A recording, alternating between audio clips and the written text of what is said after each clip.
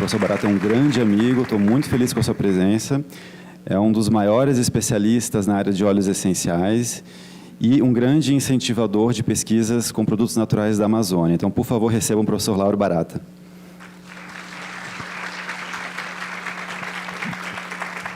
Obrigado, Leopoldo. Obrigado. Bom dia a todos. É um grande prazer estar aqui, capitaneado pelo Leopoldo. Ele ficou conosco na UFOP, Universidade Federal do Oeste do Pará, Santarém, onde eu estou atualmente como professor visitante sênior. Ele ficou conosco 1 ano e meio. Foi um grande prazer essa convivência e, para vocês, francamente, é um privilégio ter um professor dessa qualidade aqui com vocês na UFRJ. E esse link, então, está mantido, Leopoldo, para qualquer coisa dos produtos naturais da região. Nós precisamos de vocês todos. A gente não trabalha sem cooperação. A Amazônia é o lugar mais rico do planeta, talvez, do Brasil, com certeza, do planeta, é um dos lugares mais ricos, mas também é um dos lugares mais pobres desse país. O IDH da nossa região é muito baixo. Eu trabalhei mais de 30 anos na Unicamp como professor do Instituto de Química da Unicamp, ainda tenho uma boa colaboração lá, mas resolvi voltar para a Amazônia para ajudar o meu estado, enfim, na pesquisa, na ciência, na tecnologia. E o meu trabalho é, sobretudo, na área tecnológica. Vocês podem ver aqui, o meu laboratório chama de Pesquisa e Desenvolvimento de Produtos Naturais Bioativos. Eu não faço simplesmente ciência, eu faço ciência e tecnologia. Trabalhamos com a Secretaria de Ciência e Tecnologia do Estado, com o município, com as comunidades lá da região, com várias ONGs, com a ONG chamada Saúde e Alegria, a ONG chamada Imaflora, que é sede em São Paulo, mas eles estão lá em Santarém. E isso aqui, por isso eu estou lá na região, para me ajudar com meus conhecimentos, passar os meus conhecimentos e trabalhar com o povo de lá. Então, na Amazônia, eu trabalho, sobretudo, com essências para a área de perfumaria, com óleos essenciais e extratos aromáticos. Eu gostaria que... eu pedi para uma moça para passar uns aromas aqui. Onde ela está? Está aqui atrás. Você pode passar. Nós temos umas sementes aromáticas para vocês sentirem, que é a semente do cumaru, que é um dos trabalhos que nós fazemos lá na região. Então, aqui essa é uma visão do quintal da minha casa, como eu posso dizer. Eu moro em Alter do Chão, que é uma cidade pequena, uma vila. A universidade fica a 30 quilômetros de onde eu estou, mas, de fato, eu fui nascido e criado em Belém do Pará. Foi daqui que eu vim. Aqui é uma visão de como você chegando no porto de Belém, né, vendo a cidade, todos esses arranha-céus.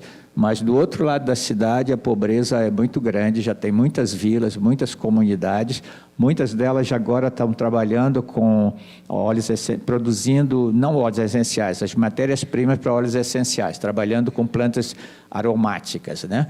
Então, algumas dessas plantas aromáticas já estão no nosso laboratório, nós estamos trabalhando com essas plantas aromáticas, como eu vou mostrar mais tarde.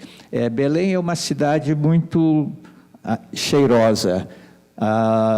As pessoas, quando nascem, certamente quando eu nasci, naquele tempo se fazia a defumação da casa, né? Essa defumação era para afastar os maus espíritos, ou para chamar os bons espíritos, aproximar os bons espíritos. E, como dizem outros, orientar os espíritos indecisos. Muitas vezes isso você precisa muito na universidade.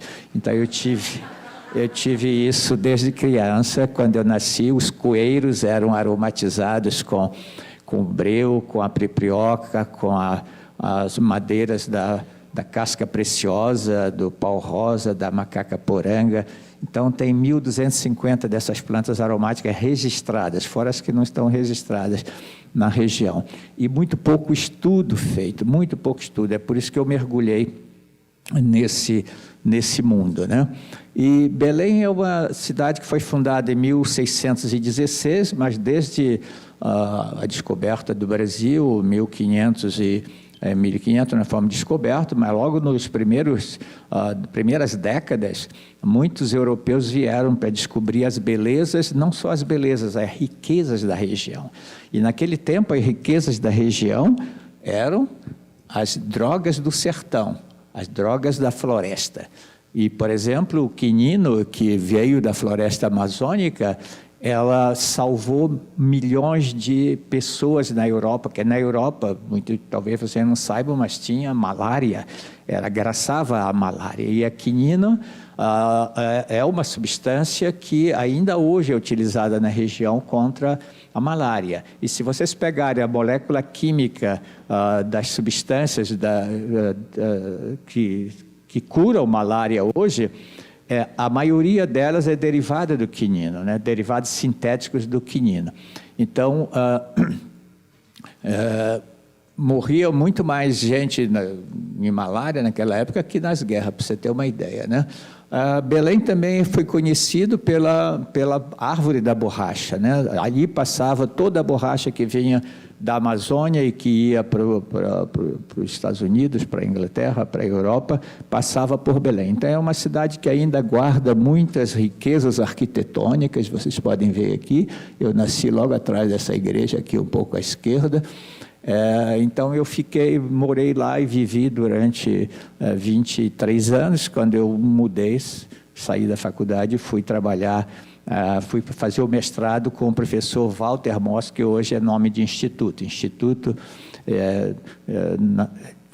Era o CPPN, quando eu estudei lá, Centro de Pesquisa de Produtos Naturais. Hoje é o Instituto de Pesquisa de Produtos Naturais Walter Batista Moss, que é um dos grandes pesquisadores do Brasil e foi da UFRJ, né? Foi da UFRJ. O meu mestrado era dentro da Faculdade de Farmácia, então eu tenho uma ligação muito grande. Embora a minha história começou como química, eu sou químico industrial por Belém, aí o mestrado já foi na Faculdade de Farmácia e hoje eu trabalho junto com o pessoal da farmácia e, aliás, eu fiz o PPC da farmácia baseado muito no PPC vosso daqui do UFRJ, da nossa farmácia lá da UFOPA, atualmente, né?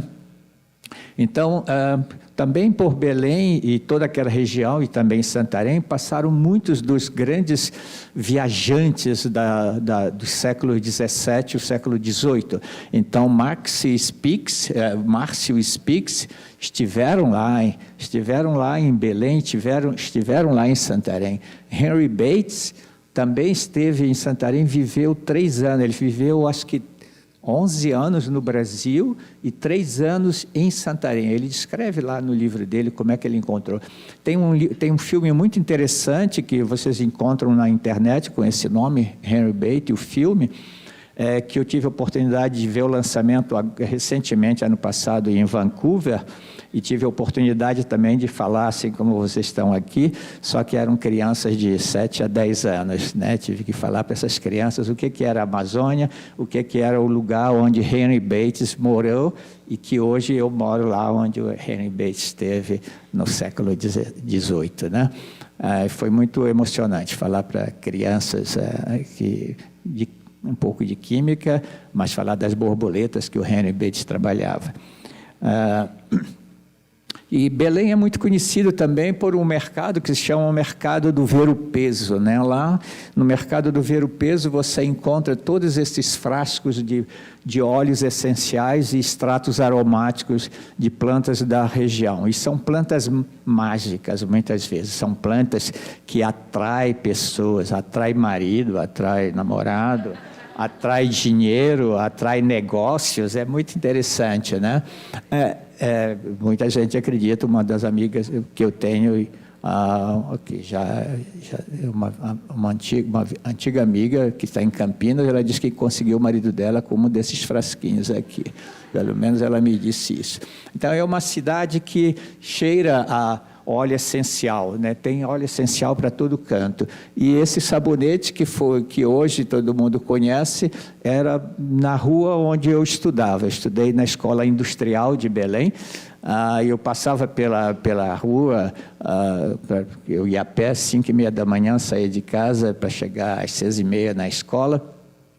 E esse aroma de pau rosa, ele vinha, porque esse era um sabonete feito realmente à base de pau rosa. E eu pediria agora para minha auxiliar para passar o aroma do pau rosa, que tem um frasquinho com algumas fitas para passar esse aroma, para vocês sentirem o que é esse aroma do pau rosa. Então, esse é um sabonete que hoje, infelizmente, não se usa mais o óleo de pau rosa. O óleo de pau rosa hoje custa $300 o quilo. Então, claro que eles usam o linalol sintético para produzir esse sabonete. Não é mais exatamente o mesmo que era na época. Mas é uma cidade, então, que está muito envolvida com essa questão dos aromas, dos incensos. Onde eu estou é aqui em Santarém, aqui você pode ver melhor no mapa. Então, você vê que aqui é a Amazônia. A Amazônia é a metade do Brasil, 50% do Brasil é a Amazônia. E é inacreditável como é uma região tão, enfim, tão perdida, tão maltratada. Se para vocês 30% de corte da universidade faz uma falta gigante, você imagina para uma universidade lá no interior do Pará. Belém está aqui, Manaus está mais ou menos aqui, ele fica no meio. É uma cidade que tem bastante necessidade, são 300 mil habitantes, mas não vive o quê? Vive de madeireira, vive hoje da soja. Então, o que se faz com a floresta hoje é cortar a floresta para produzir madeiras, né? Existe, em 2010, a estatística que eu tenho é que 14 milhões de metros cúbicos de madeira da Amazônia foram cortadas para exportação. E essa exportação, a maioria é o sul do Brasil, 83% é o sul do Brasil que absorve essa madeira, né? Então, existe pelo menos a metade disso é deixado na floresta, são resíduos florestais. 7 milhões de metros cúbicos de resíduos são deixados na floresta. Então, nós decidimos estudar uma parte desses resíduos como extratos aromáticos para empresas da área de cosméticos. Não exatamente perfumaria, mas, por exemplo, a Givaudan, Firmenich, Mann, Robertet, quase todas elas estão, a IFF, quase todas elas estão em Grasse, na França, onde eu já visitei algumas vezes e tem congressos muito interessantes de óleos essenciais, não é? Mas, enfim, é possível aproveitar os resíduos que são deixados na floresta para a extração de óleos essenciais e outras plantas. Esse aqui é o chamado banho de cheiro, são os banhos aromáticos, que são típicos também da época de São João, da época de festa e da época do Círio de Nazaré, que vocês devem ter ouvido falar, é a segunda semana de outubro, e quando a procissão passa, são 2 milhões de pessoas passando de uma igreja a outra, são 10 quilômetros de percurso, eles são banhados com esse banho de cheiro. Então, são as ervas aromáticas chamadas a pataqueira, a priprioca, o pau-rosa, a macaca-poranga, o breu, todas essas plantas aromáticas são lançadas nas pessoas que passam. A procissão, para você ter ideia, começa às 6 horas da manhã e chega do outro lado ao meio-dia, 1h da tarde. Então, é um espetáculo bastante, embora seja uma festa católica, mas é uma festa universal. São evangélicos, comunistas, todo mundo vai na procissão. Todo mundo precisa se proteger, né? Então, a riqueza da região é gigantesca, né? Nós temos milhares de espécies de plantas, de um modo geral, de plantas que produzem celulose, fibras, óleos vegetais, óleos essenciais, resinas, e tudo isso é utilizado e pode ser utilizado, e na região é utilizada para cosmética e para perfumaria. E é por isso que eu estou trabalhando com esse aspecto, porque a indústria de perfumaria no Brasil, desculpa, não só a perfumaria é 14% da indústria de cosméticos, a indústria de cosméticos é gigantesca. Ao nível do consumidor, nós que consumimos produtos cosméticos, nós também, homens, produzimos 10 a 11% dessa população, são os homens que consomem, é uma indústria de 100 bilhões de reais, 100 bilhões anualmente.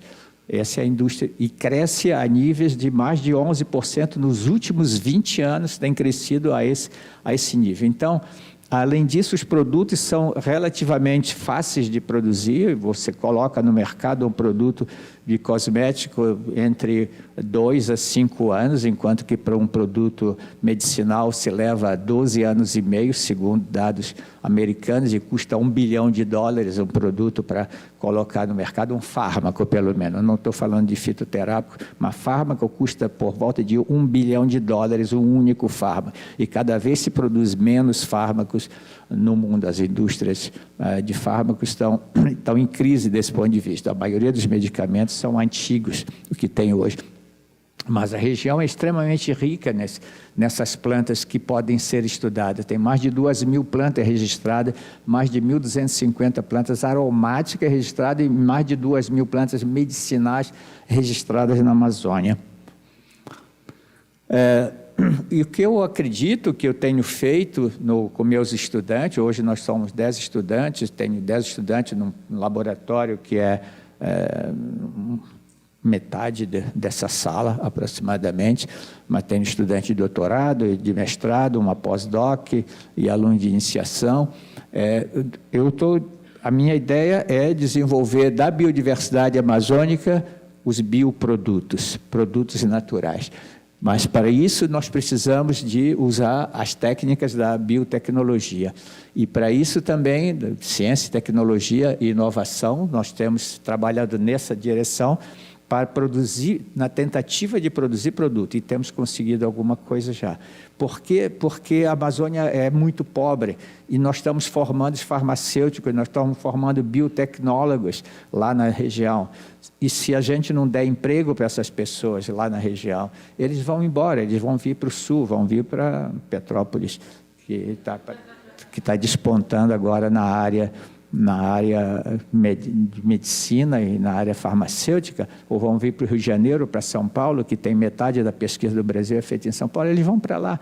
Então, e a região vai continuar pobre. Então, aqui nós trabalhamos nessa área de ciência, tecnologia e inovação com vários colegas, né, da área de botânica, de biologia, botânica, farmacologia, farmacognosia também. Agora tem o professor Bruno, que está substituindo o professor Barato lá conosco, para que desenvolver esses produtos para a sociedade são produtos farmacêuticos, cosméticos, nutracêuticos e agroquímicos. Então, esse é a sociedade. Durante muito tempo, a universidade ficou desligada da sociedade. A gente achava que a gente estava fazendo pesquisa só para os nossos pares. A gente publica em inglês, a gente publica em revistas especializadas, mas isso, gente, isso acabou. Isso já acabou na Europa há 50, 100 anos, talvez. Quando eu fui na Suíça, a primeira vez que eu fui à Suíça visitar a Firmenich, que é uma empresa que produz aromas, matérias-primas para cosmética, eu fui levado pelo pesquisador, ele me disse, você hoje vai visitar a minha indústria. Eu falei, uau, ele é rico, ele tem uma indústria. Não, ele era consultor de uma empresa, acho que era Firmenich, ele me levou, era um full professor da Suíça, me levou para conhecer a minha empresa. Então, ele está dentro da universidade, mas ele está participando da sociedade, e as empresas fazem parte da sociedade. Não pode ter esse ranço contra as empresas. E mais agora, então, que esse futuro que está se chegando aqui, que já chegou, aliás, se nós não trabalharmos com a sociedade, com as empresas de cosméticos, com as empresas farmacêuticas, agroquímicos e nutracêuticos, nós não vamos ser valorizados, né? Aí vai ser, é isso que a gente precisa fazer. O meu doutorado foi com essa planta, que ela não é aromática, exceto as folhas são aromáticas. Mas das folhas eu estava procurando uma substância anti-esquistosomose, que foi um trabalho que começou aqui no Rio de Janeiro, no NPPN, naquela época, hoje é IPPN, né? O professor Enio, que trabalhei junto com o professor Enio, e depois trabalhei com o professor Pellegrino também, do DENERU, não sei se ainda existe o DENERU, em Minas Gerais, mas trabalhamos com ele, fizemos extrato dessa planta, e os extratos deram uma atividade biológica muito boa para impedir a penetração do verme da cercária, do Schistosoma mansoni. Aí eu levei essa planta Virola surinamense, que também é chamada de ucuúba, para a Unicamp, e lá na Unicamp eu fiz a parte fitoquímica e, entre outras substâncias, eu descobri a substância ativa em esquistosomose, que é a surinamensina, porque vem de surinamenses, eu que dei esse nome, surinamensina, e a virolina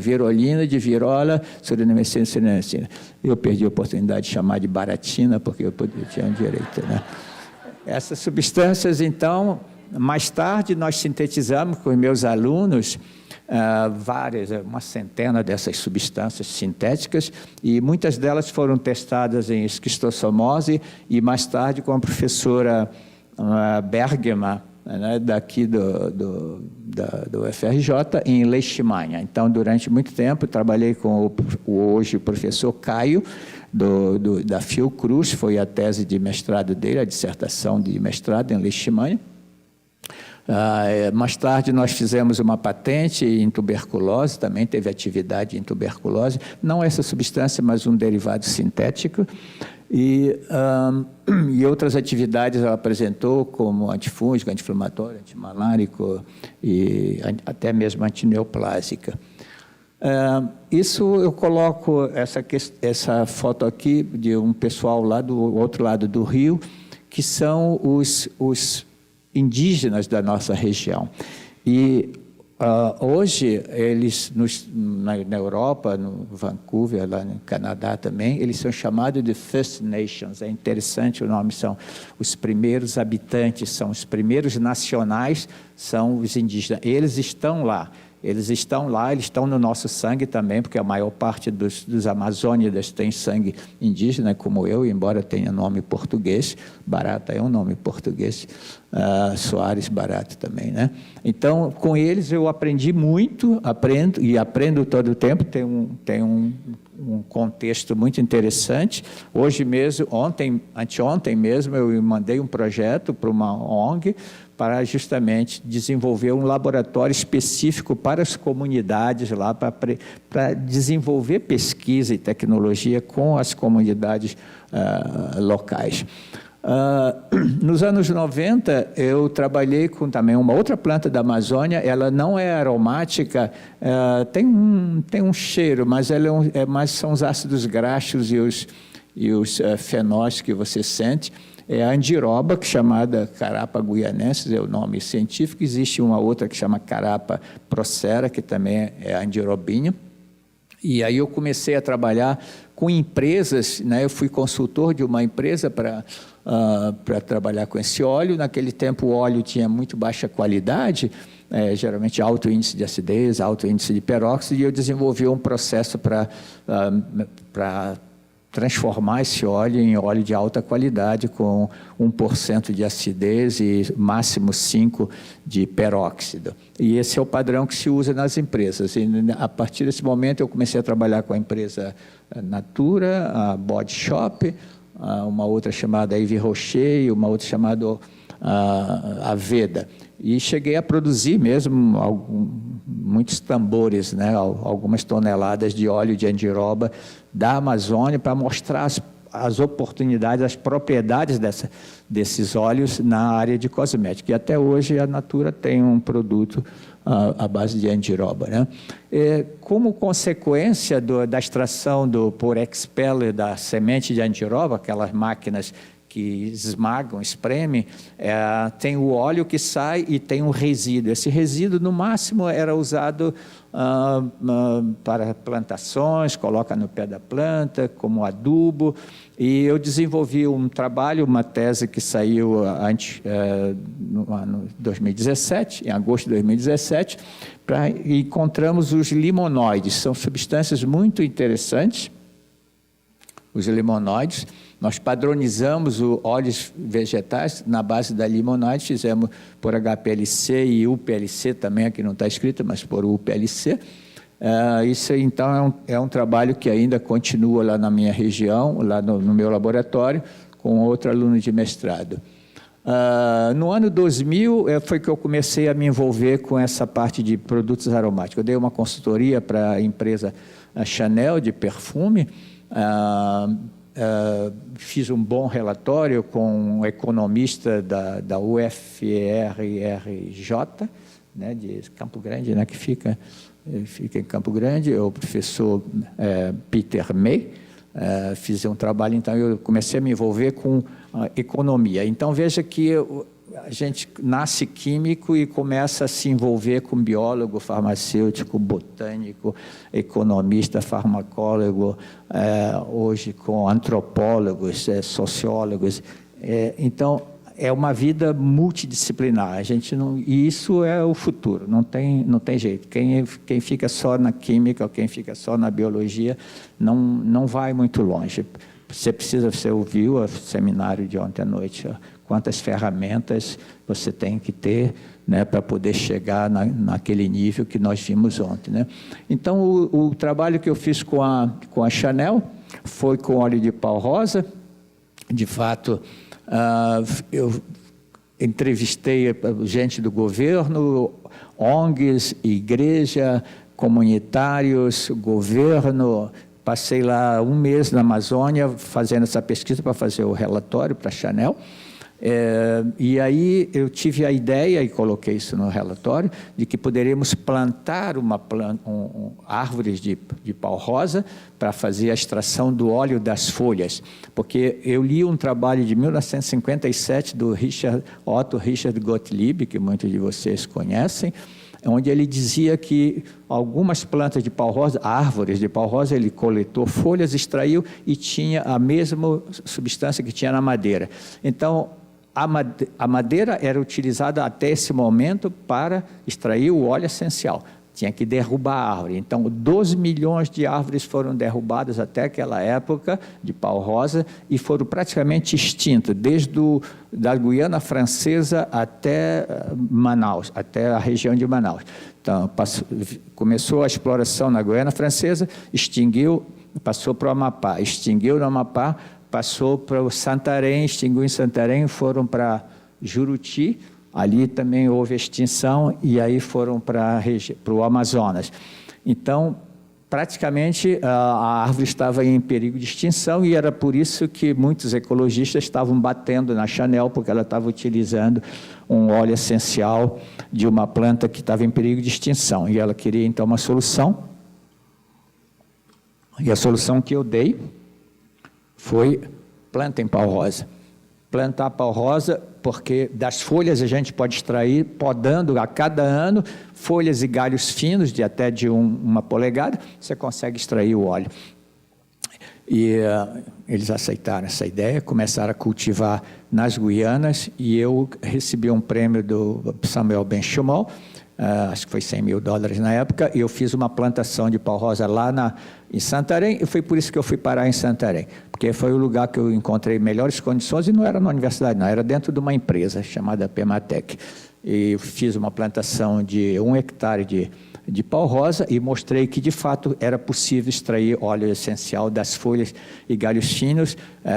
Com uma pequena destilação, você chega num óleo muito parecido com o óleo da madeira. Então, hoje em dia, tem uma empresa que utiliza, 2 empresas no Amazonas, não em Manaus, mas no Amazonas, Maués e outra região lá de Manaus, do Amazonas, que extraem óleo, 2 toneladas de óleo de pau-rosa por ano, que é as únicas empresas que estão trabalhando com isso hoje em dia. Estão vendendo a $300 o quilo desse óleo. Então, eu não ganhei, francamente, a não ser prestígio, eu não ganhei um tostão com isso aí. Mas foi um trabalho de preservação de uma espécie. Com isso, nós fomos no IBAMA, o IBAMA fez uma comissão que eu participei e trouxe também os produtores para essa comissão, para colocar o pau-rosa no anexo 2 das CITES, ou seja, você hoje não pode mais chegar na floresta e derrubar um pé de pau-rosa. E esse trabalho continua até hoje. Hoje eu tenho uma doutoranda no INPE, Instituto Nacional de Pesquisa da Amazônia, eu sou vice-coordenador, mas de fato sou eu que estou tocando o trabalho,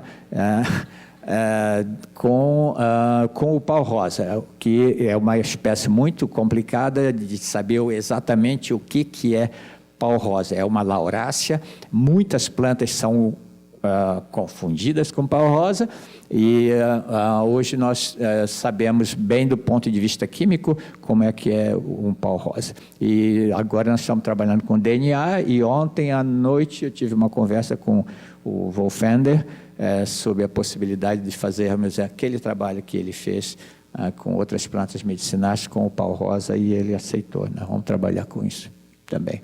Aqui é só o que eu já falei para vocês, o importante do pau-rosa. Isso aqui é o esquema de como a gente fez, plantando 10 mil árvores em 20 hectares, você consegue 1 tonelada de pau-rosa em 20 hectares, ou seja, você pode faturar no 5º ano de trabalho $300 mil com uma árvore. Então dizem que dinheiro não dá em árvore, eu acho que dá. O outro projeto que nós temos, aí eu pediria para me auxiliar a passar o aroma de priprioca, é o óleo de priprioca. O óleo de priprioca eu comecei nos anos 96, 98, foi uma pós-doc minha, que começou a trabalhar com isso lá em Campinas. E a Givaudan, então, se interessou por esse trabalho e acabou na Natura. A Natura está produzindo um perfume à base de priprioca, mas apenas essa empresa trabalha com óleo de priprioca. Então, nós estamos plantando agora essa espécie. Aqui você vê os rizomas dela, vê as raízes, os rizomas, né? É do rizoma aromático. E essa é uma planta muito interessante. Deixa eu ver se tem a parte química aqui. Aqui tem a parte química. Ela tem a principal substância, a isocorumbolona e a mustacona. Esse é um trabalho que nós fizemos lá com o pessoal, agradeço o pessoal do CPQBA, o professor Adilson Sartorato, que tem feito, que a base analítica quase toda eu tenho usado na Unicamp, né? Então, essa é uma planta muito interessante, muito aromática. Vou voltar. Esse é o perfume que já está no mercado, né? Tem um odor muito interessante, ele lembra um pouco o incenso, vetiver, um pouco cuivre, cuivre quer dizer couro, né? Lembra um pouco couro, e é um óleo essencial que eventualmente pode ser exportado para os países orientais, segundo um perfumista me falou. Então, nós estamos cultivando essa planta em Oriximiná, que é ainda estado do Pará, mas é quase na fronteira, na divisa com o Amazonas. O Danilo, que está por aqui, sabe onde é, porque ele trabalha com os quilombolas de lá. Então, nós levamos essa planta para os quilombolas, para que eles tenham trabalho e renda. Eles trabalham com óleo de copaíba também, e então a primeira produção saiu agora, segunda-feira. Eu estava viajando quando chegou a primeira produção para a gente extrair. Faz 1 ano, ela é uma planta anual. Então é um óleo interessante porque ele chega a $500 o quilo, e de fato o preço quem colocou fui eu, né? Porque tinha preço de todo preço é $300, tem $3 mil, é uma loucura, mas eu fiz todo o cálculo com um economista da Unicamp, E nós chegamos nesse valor de $500, que é um valor aceitável pela indústria. Agora, a ideia é que a gente coloque uma usina lá na região para fazer a extração do óleo. De fato, eu já extraí 1 tonelada desse resíduo, então veja que de 100 gramas que a gente começa no laboratório, eu cheguei a 1 tonelada. Né? E dessa 1 tonelada eu consegui apenas 2,5 litros, 2,5 quilos de óleo. Então, por isso que o óleo tem tanto valor. É muito valioso, porque é muito difícil de conseguir. Então, significa que 99,5% da produção de prepioca é resíduo, é lixo industrial. Mas do lixo a gente pode chegar ao luxo. Nós estamos fazendo,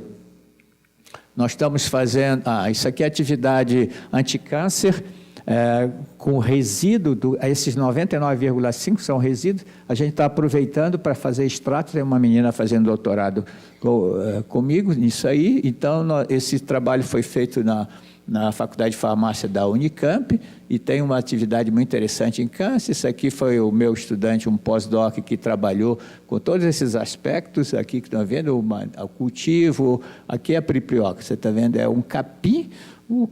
A parte superior não tem cheiro, é o rizoma que tem aroma, né? Ele é agrônomo, então eu trabalhei com agrônomos também, né? Ele é agrônomo. Aí cultivo, manejo, colheita depois de 1 ano, secagem. Eu sequei num ambiente que era quase o tamanho dessa sala, 1 tonelada de resíduo, de rizoma é bastante, né? A extração eu fiz numa planta industrial lá em Belém. Eu aluguei 3 dias essa planta industrial e extraí essa 1 tonelada. E depois de seco, ficou 500 quilos só, né? Foi esse o extrato que eu fiz. E fizemos todos esses aspectos de análise sensorial, análise cromatográfica, solo, porque ele é agrônomo, análise nutricional. E hoje tem sorvete de prepioca, tem cerveja de prepioca, tem possibilidade de utilizar para envelhecimento de vinho precoce. Isso é uma indústria francesa que tá fazendo isso, é uma empresa chamada Money.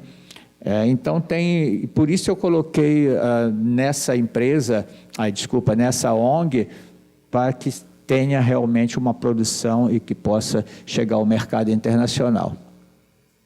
Outras plantas aromáticas que nós estudamos, estamos trabalhando com várias plantas oleaginosas, porque não é o objetivo desse seminário. Isso já falei para vocês sobre o mercado, né? Isso aqui é ao nível da indústria, e ao nível do consumidor são 100 bilhões de reais. E no mundo inteiro, no próximo ano, é esperado 675 bilhões esse mercado global cosmético. Isso aqui é para mostrar que o Brasil está internacional. Hoje a Natura já chegava em vários países da América Latina, em Portugal, mas hoje ela está chegando no mundo inteiro, quando ela adquiriu uma empresa chamada Body Shop, que é uma empresa fantástica, que tem, né, em toda a Europa e nos Estados Unidos se encontra. Ela adquiriu e está comprando a Avon também, né? Tem um negócio, está negociando a Avon para entrar nos Estados Unidos, né? Então, isso é uma oportunidade para nós que trabalhamos com produtos naturais, desenvolver produtos para essa região, né? Isso é uma pequena empresa lá de Santarém, lá do meu vizinho, lá em Alter do Chão. Eu estou produzindo óleo de breu, extrato de prepioca, isso é caseiro mesmo. Isso aí é a minha fábrica, é na minha cozinha, e está funcionando muito bem. Aqui é para mostrar essa coisa dos resíduos vegetais. Como eu disse, tem 7 milhões de toneladas de resíduos. Nós estamos trabalhando com o resíduo do cumaru, essa sementinha cheirosa que eu mostrei para vocês aqui. Não só a gente faz toda a química, tem uma menina fazendo doutorado com ela, com isso, mas também com o resíduo, porque essa semente ela vem dentro dessa casca aqui. E essa casca é aromática, é simplesmente jogada fora. Então, nós estamos estudando os extratos de aromas dessa casca, né? Aqui é o cromatograma dele. É um outro resíduo também muito importante que nós começamos a trabalhar, embora não seja aromático, mas é da indústria de alimentos é a casca do cacau. Estamos trabalhando com ação antioxidante do cacau e dessa fruta aqui que chama cupuaçu, que é uma fruta que tem um aroma fantástico. Nós fizemos a análise SPME do cupuaçu, então já existem vários perfumes à base desse aroma, e nós estamos estudando a casca do cupuaçu. Então, isso que é jogada fora, aqui a casca, ele é um parente do cacau, né? Theobroma grandiflora é o cupuaçu, Theobroma cacau é o cacau, né? Esses são os resíduos que eu falei. Uma outra tese que nós estamos desenvolvendo é com o jatobá, a himeneia, que tem um corante vermelho bastante importante, assim como o pariri também, o crajiru. Então, é uma outra tese que nós estamos fazendo para a área de cosmético. Tem atividades biológicas que a gente já determinou para esse extrato de jatobá. E isso é uma riqueza muito grande. Aqui são as frutas do Brasil para ser usado em perfumaria. Nós trabalhamos com uma empresa de perfumaria para determinar o aroma desse araçá, desse abricó, que a gente chama abricó do Pará, do murici, que é uma planta interessantíssima, que tem aroma de queijo roquefort, se vocês lembram, o gorgonzola, é interessantíssimo, porque esse que tem um aroma pútrido, aliás, aqui onde é isso que eu vi? Acho que é no Flamengo, acho que é no Parque do Flamengo tem essas. Ele tem um cheiro inacreditável, né? Mas, embora pútrido, isso aí na área de perfumaria, isso é muito importante, porque hoje em dia esses aromas fecais, eles não, que vinham de animais, né? Fezes de baleia, gato almiscarado e outros, né? Não se pode mais usar. Ninguém trabalha mais com produtos à base de animais. Então, existe uma oportunidade muito grande para trabalhar com os aromas fecais que vêm de plantas. Esse é um deles, desse Cannonball. E também nós estamos trabalhando com uma planta chamada louro bosta. O nome já diz tudo. O nome já diz tudo. O problema é que quando a gente extrai, todo mundo tem que sair do laboratório, né? Porque realmente 1 miligrama daquilo em 5 litros é o suficiente para aromatizar tudo. Mas é um aroma que é apreciado pela indústria de perfumaria. Se vocês perceberem, em alguns desses perfumes, você sente esses aromas fecais. O próprio jasmim, né, é um aroma fecal, né? Então, isso aqui eu estou terminando agora para mostrar que a universidade ela tem que se juntar com a sociedade, seja as nossas comunidades, sejam as empresas que estão aqui, as empresas, e isso é que dá sentido a esse trabalho todo que a gente faz. Publicar simplesmente não deve ser o único objetivo.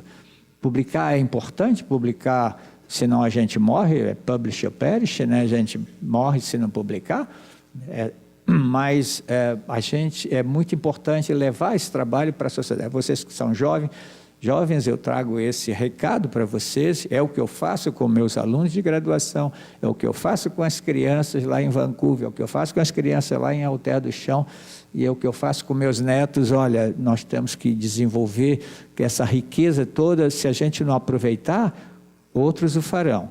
Então a gente vai ficar chorando depois, porque levaram a borracha do Brasil. Por que levaram a borracha da Amazônia? Porque nós não tínhamos tecnologia. Simplesmente a tecnologia estava nos países estrangeiros. Ainda hoje, a gente exporta tudo como commodity. Castanha do Pará é exportada como commodity. Os óleos essenciais da Amazônia também como commodity, óleos vegetais, a andiroba, a copaíba, o murumuru, tudo isso é commodity, não é possível. Então nós temos que desenvolver produtos com isso aí. Esse que é o recado que eu trago para vocês. Então eu quero agradecer a vocês, a audiência de vocês. convidar vocês a nos visitar. Nós temos belíssimas praias na época de praia, que começa em agosto. Agora a água está 7 metros de altura, não tem mais nenhuma praia nesse momento, praticamente nenhuma praia, né?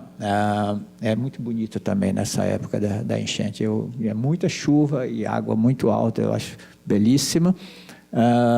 Convidá-los a visitar a Terra do Chão. Nós fizemos um congresso de óleos essenciais lá em 2013, alguns de vocês devem ter participado, né? E convidar para vir trabalhar conosco ou trabalhar com os nossos produtos, que nós somos, enfim, o caixeiro viajante da Amazônia, né, mostrando os produtos que nós temos e para que alguma riqueza possa ir para aquela região. Eu agradeço a vocês.